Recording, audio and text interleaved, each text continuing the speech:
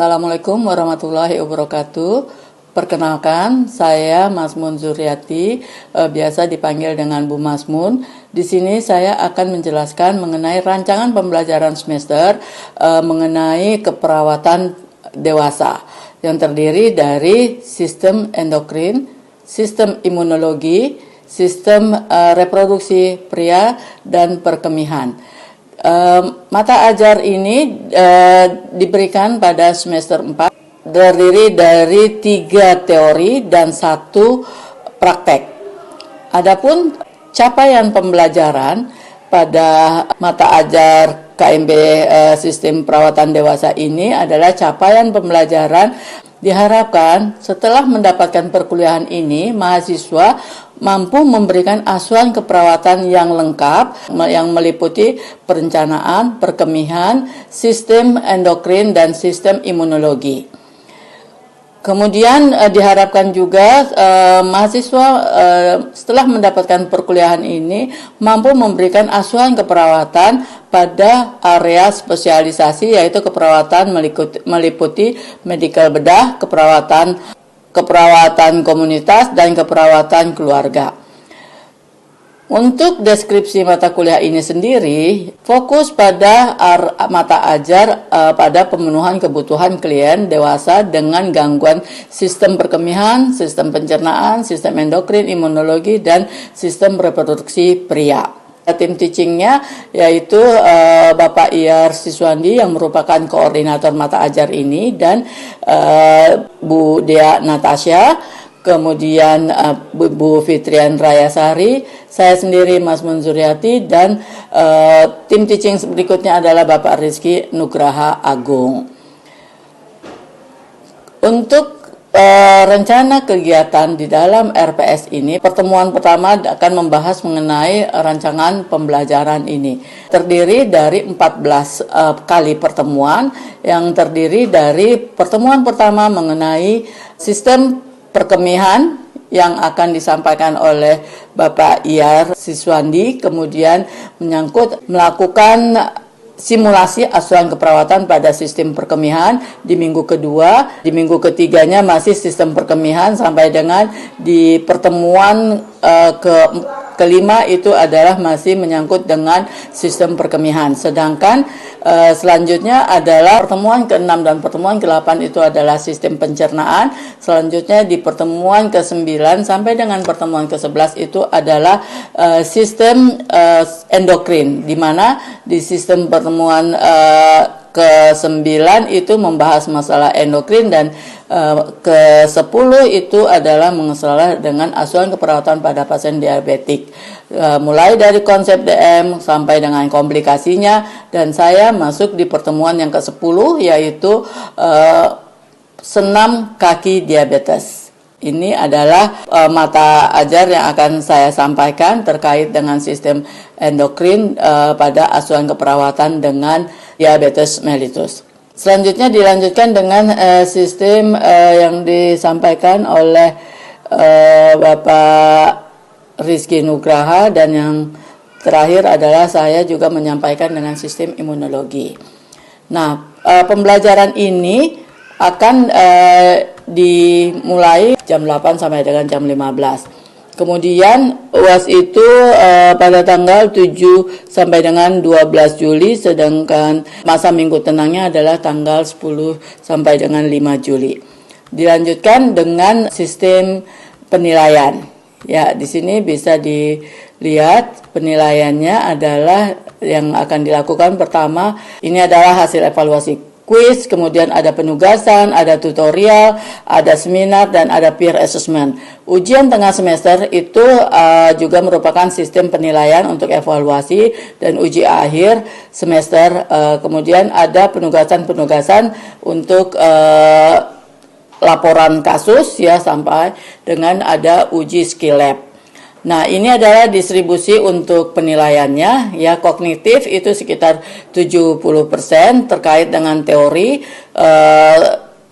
Kemudian ada penugasan itu ada 20% yang terdiri dari ketepatan waktu, kerjasama tim, kesesuaian konteks dengan esensi dari penugasan. Kemudian ada seminar yang akan dilakukan oleh mahasiswa dan keterangan yang akan dilakukan dalam penilaian seminar adalah kesiapan makalah, penguasaan konten makalah, dan manajemen waktu. Kemudian ada peer assessment yang dilakukan untuk menilai antar teman bagaimana melakukan diskusinya, tanggung jawabnya, dan pembagian tugas serta kerjasamanya. Afektif itu sekitar nilainya 10%, itu menyangkut tanggung jawab, kreativitas mahasiswa, kerjasama, menghargai dan menghargai pendapat orang lain, dan percaya diri serta empati. Sedangkan psikomotor, keterampilan, itu kita akan lihat dari uji skill lab. Kemudian nilai yang diharapkan batas lulus itu adalah sekitar 75 untuk NBL-nya atau biasa dengan angka B+. Ya, ini adalah penilaian dari RPS kali ini. Terima kasih. Ini adalah rancangan pembelajaran yang kita buat dan kita sepakati bersama. Untuk itu kita akhiri penjelasan ini. Kita akan bisa mulai di minggu depan, yaitu tanggal 3 Maret dengan topik yang pertama terkait dengan sistem perkemihan. Kita akhiri dengan sama-sama baca hamdalah. Billahi taufiq wal hidayah. Assalamualaikum warahmatullahi wabarakatuh. Oke, assalamualaikum warahmatullahi wabarakatuh. Waalaikumsalam warahmatullahi wabarakatuh. Wassalatu wassalamu ala asrofil anbiya'i wal mursalin wa ala alihi wa sahbihi ajmain, amma ba'du. Perkenalkan, saya Masmun Zuriati, biasa dipanggil lebih enak dengan kata Bu Masmun. Saya akan mengajar tentang KMB dengan sistem endokrin. Saya masuk di tim teaching dari sistem endokrin. Kemarin di pertemuan ke-9 Bu Fitri sudah menjelaskan mengenai apa itu penyakit-penyakit yang ada di sistem endokrin. Salah satunya adalah penyakit diabetes mellitus. Masih ingat apa komplikasi dari diabetes mellitus? Ya, silahkan. Bagus, Rian. Ya, tepat sekali. Salah satunya adalah neuropati. Ya, jadi kita akan membahas mengenai senam kaki diabetes pada hari ini. Di pertemuan kita yang ke-10 kita akan melakukan pengertian dari senam kaki diabetik. Nah, tujuan umumnya adalah setelah mengikuti perkuliahan kali ini, mahasiswa dapat memahami langkah-langkah senam kaki diabetik dengan tepat dan benar. Ya, kemudian adapun tujuan khususnya, pertama, dengan mengikuti perkuliahan ini, mahasiswa dapat menjelaskan pengertian dari senam kaki diabetik. Yang kedua, mahasiswa dapat menjelaskan tujuan dari senam kaki diabetik. Dan yang ketiga adalah menjelaskan langkah-langkah dari senam kaki diabetik. Ada yang tahu kira-kira apa itu senam kaki diabetik? Oke, ya. Pengertian dari senam kaki diabetik adalah kegiatan atau latihan yang dilakukan oleh pasien diabetes mellitus untuk membantu mencegah luka dan membantu melancarkan peredaran darah ke kakinya. Nah, ini adalah tujuannya. Tujuan dari senam kaki diabetik untuk membantu memperbaiki sirkulasi darah dan memperkuat otot-otot kaki guna mencegah terjadinya kelainan bentuk kaki, meningkatkan kekuatan otot betis dan paha, serta mengatasi keterbatasan gerak sendi. Latihan senam kaki ini dilakukan dengan beberapa posisi, bisa dilakukan dengan posisi duduk, posisi sambil berdiri, ataupun saat dia tidur bisa dilakukan dengan menggerakkan kaki dan sendi-sendi kaki. Nah, sampai sini ada yang mau ditanyakan lebih dahulu? Oke, kita lanjut kalau begitu. Ya, langkah-langkah dari senam kaki diabetik. Yang pertama, kita akan melakukan dengan posisi duduk. Posisinya bisa duduk atau tidur ataupun sambil berdiri tadi ya. Nah, sekarang kita akan coba melakukan dengan posisi sambil duduk. Yang harus dilakukan pertama, siapkan pasiennya dulu untuk duduk di bangku dengan tegak. Jadi dia tidak bersandar. Duduknya tegak ya. Kemudian langkah keduanya mengajari pasien untuk melakukan gerakan kakinya diangkat ya, yang sebelah ini kedua kaki diluruskan ke atas lalu dibengkokkan seperti mencengkram. Jadi kakinya diangkat satu ke atas, kemudian mencengkram baru dikembalikan ya, dengan berdiri di tumit. Jadi tumitnya berdiri tegak, kemudian dia cengkram, baru turunkan, kembali, baru turunkan, gitu. Nah, ini contohnya adalah pada gerakan kaki ini, dan dilakukannya ini selama 10 kali, ya, 10 kali diangkat, berdiri pada tumit, cengkram, kemudian luruskan, kembali, ya. Nah, itu adalah yang kedua. Sedangkan yang ketiga ini berlawanan, ya, berlawanan kaki kanan dengan kaki kirinya. Satunya misalnya kaki kanan berdiri pada tumit, ya, pada tumitnya, kemudian dimiringkan, kemudian kembali, berdiri, miringkan, kembali. Itu yang kanan, sedangkan yang kiri dibalik, ya, dibalik ke belah yang berdiri pada jarinya, kemudian diputar begitu, baru dia kembali, taruh kembali, ya. Nah, selanjutnya ini ada 10 langkah.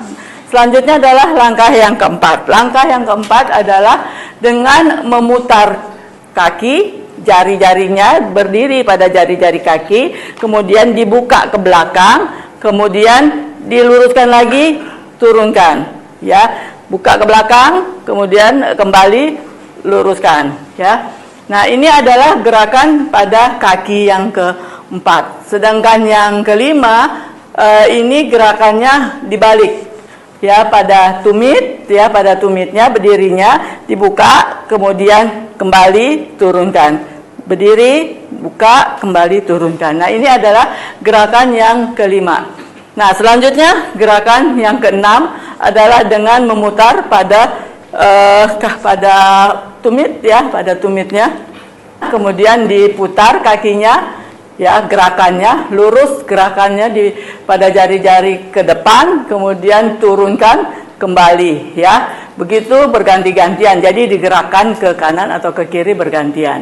Sedangkan yang ketujuh, luruskan salah satu kaki di atas lantai, kemudian diangkat kakinya dengan sebelumnya dia seperti ini, ya, diangkat dari kakinya, kemudian dia akan ditarik ke depan, bisa menggambarkan gini, ya. Jadi angkat kakinya satu, kemudian dilakukan gini, tarik ke atas, kemudian kembali, baru turunkan. Angkat lagi, tarik, kembali, turunkan. Itu adalah tahap yang ke-7. Sedangkan langkah yang ke-8 kebalikannya. Tadinya kita angkat begini, sekarang kita tarik ke sini. Kemudian kita kembali, turunkan, angkat, tarik ke depan, kemudian kembali, turunkan, ya. Ini adalah tahap yang ke-8. Kemudian tahap yang ke-9 itu dengan jari-jari kakinya seperti ini, dia menulis angka 1, 2, 3, 4, 5, 6, 7, 8, 9, 10. Ini adalah langkah yang ke-9. Jadi dia menggerakkan jari-jari dan pergelangannya sampai dengan 10 kali. Ya, kemudian yang terakhir, langkah yang ke-10 adalah dia merobek kertas koran. Jadi ambil kertas koran, dengan jari-jari kakinya dia coba merobek bagi dua, ya. Udah gitu, yang sedikitnya lagi dikecil-kecilin. Jadi sebagian tetap utuh setengah, yang sebagian lagi dipotong-potong dengan menggunakan jari-jari kaki tadi, ya. Potong kecil-kecil, setelah dipotong kecil-kecil baru ditaruh di kertas yang besar, kemudian dilipat. Semuanya dengan menggunakan kaki, ya, tidak ada bantuan dari tangan. Dengan kaki kemudian digulung, dibungkus, ya, yang kecil-kecil tadi dibungkus. Setelah dibungkus bentuk seperti bola baru dia selesai, ya. Kemudian gerakan-gerakan ini semuanya dilakukan 1 sampai 8 langkahnya 10 kali, sedangkan yang 9 dan 10 itu hanya 1 kali dilakukannya. Cukup jelas? Sampai sini ada yang mau ditanyakan? Oke, ya kalau gitu kita coba mengevaluasi, ya. Pertama saya mau tanya dulu, ya. Kira-kira kamu, ya, Bu. Siapa namanya? Agnia, Ibu. Agnia. Oke, Agnia. Apa nih tujuan dari pengertian dari senam kaki diabetes? Iya, izin Ibu. Ya, menjawab. silahkan. Kalau misalnya senam kaki diabetik itu adalah kegiatan atau latihan yang dilakukan oleh pasien diabetes mellitus, Ya. yang berguna untuk memperlancar peredaran darah dan pencegahan luka pada kaki. Betul, bagus sekali jawaban Agnia, lengkap ya, menjelaskannya bahwa memang senam kaki diabetik pengertiannya adalah kegiatan atau latihan